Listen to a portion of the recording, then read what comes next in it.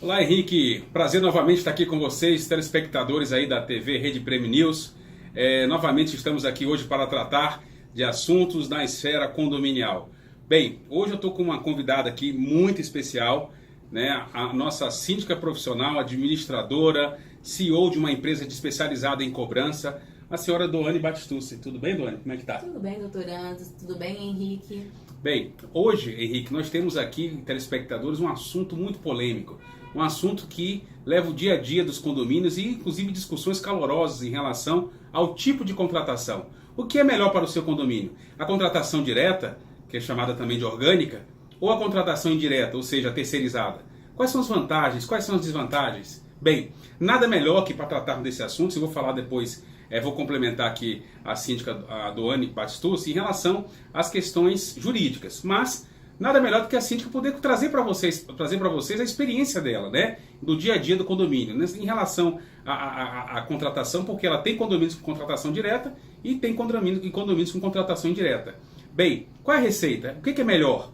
Bem, essa é a grande questão, é o X da questão, né, Doane? Então, Doane, eu gostaria que você pudesse trazer aqui aos telespectadores algumas problemáticas, algumas vantagens. O que é melhor? Vamos fazer uma pergunta X da questão. Qual é o melhor? A contratação direta, indireta ou depende? O que você diria para os telespectadores? Doutor, antes, não existe o melhor ou o pior. Cada condomínio tem a sua realidade e o condomínio tem que se ater a ela. Tem condomínios que vai se adaptar melhor com a contratação direta e outros com a contratação terceirizada. Isso depende, tem que ser avaliado.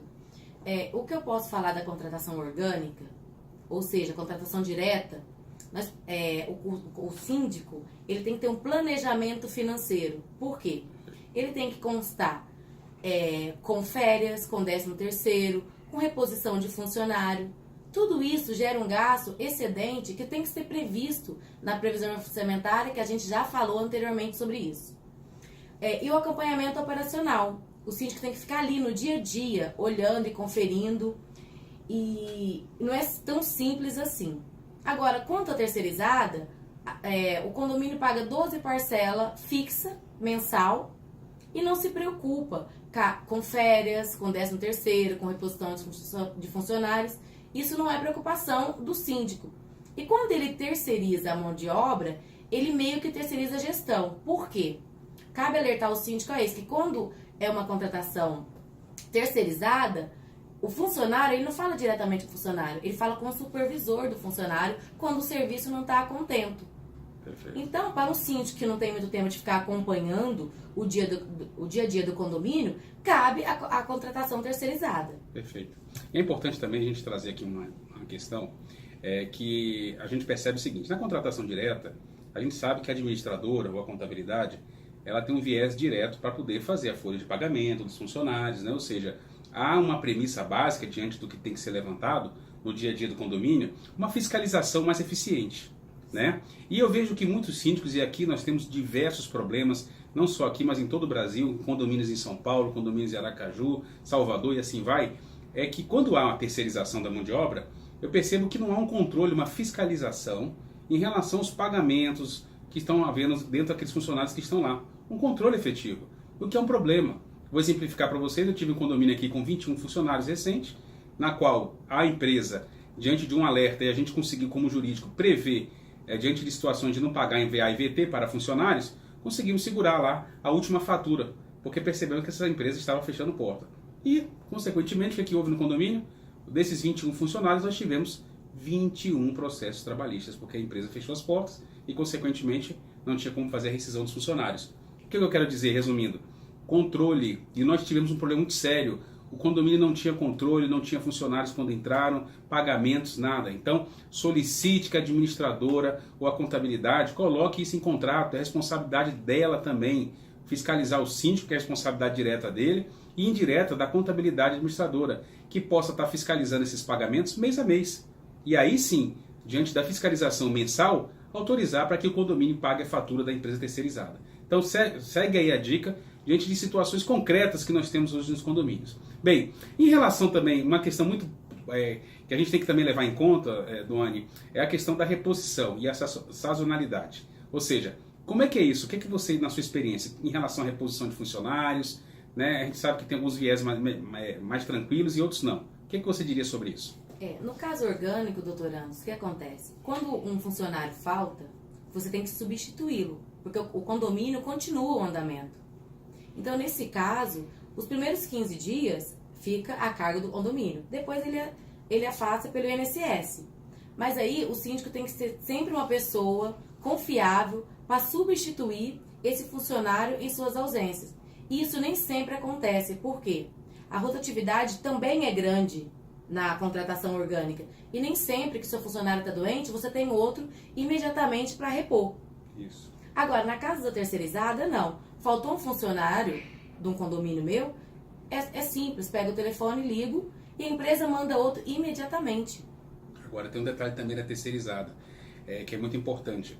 Alguns funcionários, eu percebo que já vi isso em empresas, porque eu já atuo aqui em vários condomínios, um funcionário dá um problema no condomínio, né, diante de uma situação, uma irregularidade, e aí devolve para a empresa terceirizada, e esse mesmo funcionário depois é repassado para o condomínio. Eu tive no caso, como eu fazia o jurídico desses dois condomínios, eu percebi isso, que por conta da incidência que houve da situação que houve no outro condomínio, sabia do nome do funcionário e, consequentemente, ele foi trabalhar no outro condomínio com o problema que ele havia entregue. Então, tem que também fiscalizar isso, temos que tomar cuidado, né? Nos condomínios que eu atuo, onde é terceirizado, o que acontece? Todos os funcionários, inclusive os que vão cobrir por uma falta de atestado, eu já tenho a relação de quem já trabalhou comigo, se é bom ou não e se conhece a rotina do condomínio. Porque não adianta também colocar um funcionário lá para tirar férias de um outro funcionário fixo, que o novo funcionário não conhece o dia a dia do condomínio, não sabe o que fazer em certos casos de alerta.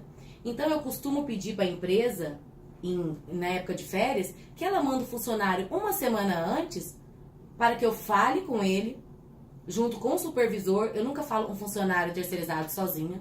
Eu falo junto com o supervisor e passo a realidade do condomínio para ele. Que fica bem mais fácil trabalhar assim. É importante, né, Doane? A gente percebe a questão do treinamento do funcionário, né? O síndico tem que lembrar que quando a contratação orgânica tem que treinar o funcionário, não só às vezes em situações que são muito complexas, diante, por exemplo, de porteiros, que envolve a questão da segurança dos moradores, dos condomínios, né? Então, tem que realmente tomar um certo cuidado e saber se essas pessoas são capacitadas para isso, né? Para que não coloque o condomínio aí em risco. Sendo que a terceirizada, muitas delas, consegue ter um treinamento mais eficaz. E não esqueçamos de observar, pessoal, o que traz as convenções coletivas de trabalho, principalmente a contratação direta. Avaliar o que é direito, o que pode. Hoje mesmo, nós estávamos conversando sobre o seu condomínio e você colocou uma situação de um condomínio que você é síndica profissional em relação a eles terem um espaço, né, ter algumas coisas que realmente a lei assim determina e traz, né, dentro da convenção coletiva algumas premissas em relação ao funcionário, de ser realmente respeitado e ter um lugar condizente, decente para poder trabalhar no condomínio. Sim. Uma coisa importante também da contratação orgânica, que muito síndico, não conhecendo a convenção coletiva, é obrigatório seguro para cada funcionário daquele condomínio. Se você tem contratação orgânica, você tem que ter um seguro de vida para cada funcionário. Isso é convenção deles. Isso é lei, é obrigatório. Já na terceirização, você não se preocupa com isso. Você se preocupa em fiscalizar a documentação. Mas você não se preocupa se aquele funcionário tem seguro de vida ou não. Porque isso já é a cargo da empresa responsável pela contratação deles. Perfeito. E na questão, Doane, vamos falar um pouquinho. Quando a gente fala de recrutamento, a gente sabe que a gente já citou alguma coisa aqui, mas eu queria reforçar um pouco mais. Você tem um funcionário de contratação direta, né? A questão de um funcionário orgânico.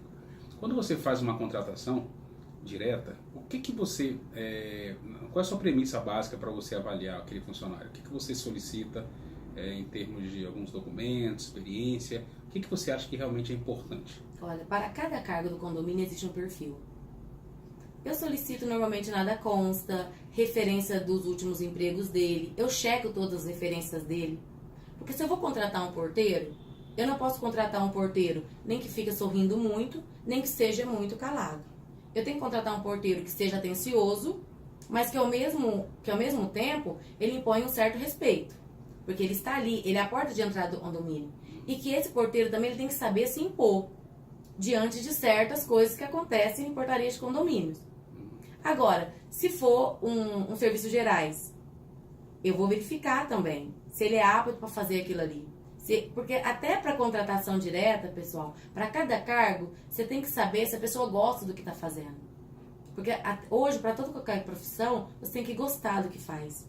Então, eu verifico bastante isso, entendeu? E procuro sempre verificar. Verificar é a melhor saída.